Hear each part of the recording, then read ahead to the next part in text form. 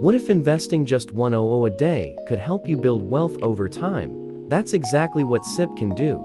In this video, I'll explain everything you need to know about SIP in the simplest way possible. SIP stands for Systematic Investment Plan.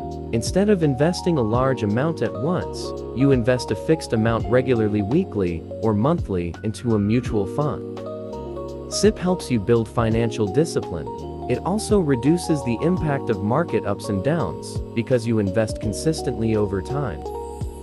Step 1. Choose a trusted investment platform. Step 2. Complete your KYC. Step 3. Select a mutual fund based on your goals. Step 4. Decide your monthly SIP amount. Step 5.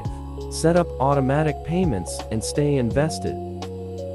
Imagine you invest 500 every month for many years. If your investments grow at an average annual return, your money could grow significantly through the power of compounding.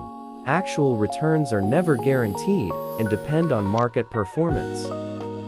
Don't stop your SIP during every market dip.